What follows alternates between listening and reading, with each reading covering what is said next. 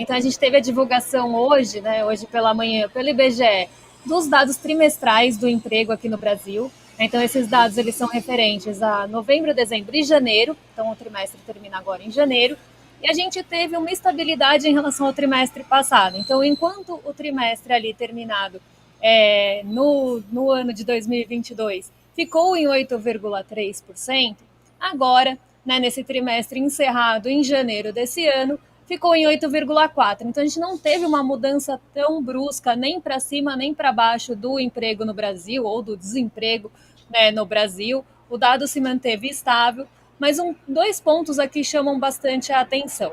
Né? O primeiro deles é em relação realmente a esse dado. Né? Quando a gente olha os meses, né, aí os trimestres terminados em janeiro dos outros anos, a gente vê que esse foi o menor dado histórico desde 2017. Então, considerando ali os dados trimestrais, até por questões, às vezes, de sazonalidade, né, é importante a gente olhar contra outros trimestres, né, e foi o menor aí dado desde 2017. Então, esse é um ponto até para a gente tomar ali como comparação, né, para comparar trimestres iguais. Em relação ao trimestre do ano passado, também encerrado em janeiro, a gente teve uma queda bastante grande, de 11%, né? Então a gente vê que nesse próprio gráfico a gente consegue ver que o desemprego no trimestre encerrado em 2022 estava bem mais alto, né? Então esse é um ponto importante para a gente analisar. Né? Quando olhamos a subutilização do emprego, né, que são pessoas que trabalham menos horas do que gostariam ou que poderiam trabalhar, esse número também vem em queda bastante grande, né? Também foi o menor índice para o trimestre encerrado em janeiro desde 2016. Né? Então a gente vê aqui uma queda bastante grande nessa subutilização, inclusive em relação ao trimestre passado, esse dado realmente melhorou. E a renda, né, ponto importante aqui para a gente, teve um pequeno aumento em relação ao trimestre passado, aí de cerca de R$ 100, mas quando olhamos, né, principalmente aqui em relação ao começo do ano passado, né, então ao encerramento aí de 2022 em janeiro, né, o aumento foi bem maior, foi de 7% e foi de 1,60% aí em relação ao trimestre passado. Então a gente teve uma estabilidade na desocupação, mas tivemos algumas melhoras em outros indicadores e também não podemos deixar aí de levar em consideração que para o trimestre encerrado em janeiro foi o melhor em muitos anos. Débora, como é que o mercado está encarando a crise do Credit Suisse? A gente sabe que, apesar das tentativas, as ações despencaram, né? Sim, apesar de todo o esforço do Banco Central da Suíça ontem em prestar ali não só o apoio, dizendo que o banco teria ali as possibilidades de liquidez e de capital para continuar ali funcionando, e também do salvamento, vamos dizer ali, colocado, né, pelo Banco Suíço em relação ao Credit Suisse, aí o Banco Central da Suíça, né, colocando esse salvamento com uma forma bastante acentuada aí, né, com bastante recurso para garantir a liquidez e a estabilidade do Credit Suisse, os investidores eles continuam bem receosos em relação ao banco.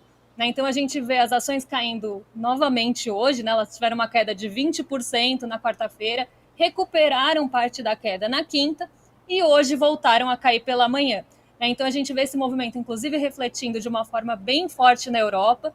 Né, os outros bancos também ali sofrendo com um efeito, né, até de, vamos pensar, de desconfiança do mercado, e o mercado continua aí com bastantes ressalvas em relação ao Credit Suisse. E um ponto que eu gosto até de chamar a atenção para o CDS, né, que é como se fosse um seguro, né, até peguei um gráfico aqui para mostrar para vocês, é um seguro contra inadimplência. Então, os investidores, né, eles fazem ali, um mecanismo, um derivativo do mercado financeiro, que é como se fosse realmente um seguro para que, caso esse banco tenha algum problema, né, ele tem esse seguro para proteger ele da inadimplência dessa instituição financeira.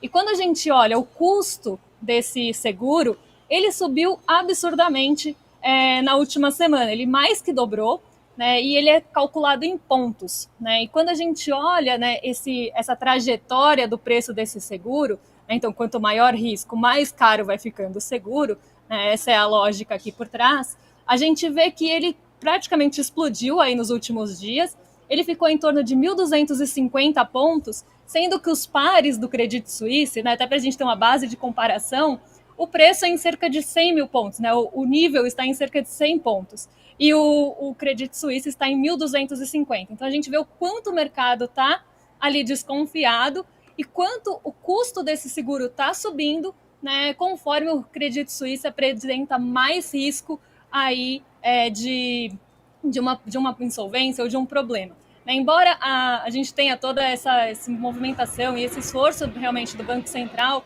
de tentar passar credibilidade para o Credit Suisse, ele já não vem de hoje dessas desconfianças e desse olhar aí do mercado, e com a quebra aí dos outros bancos regionais dos Estados Unidos, o alerta acendeu novamente para o Credit Suisse. Então é algo para a gente né, acompanhar bem de perto, para que a gente consiga aí ver quais vão ser os desdobramentos disso, né, até por mais que isso tenha sido aí mitigado, principalmente pelo Banco Central, no contágio, em outras instituições, é bom que a gente acompanhe aí para ver como é que vai encaminhar aí o setor financeiro global, né? Porque aqui a gente já está falando de uma forma mais global. Vamos acompanhar então, Débora. Obrigada. Bom dia para você, bom final de semana e até semana que vem. Até. Obrigada. Beijo, Débora. Você aí de casa acompanha também no isérieconomia.com.br.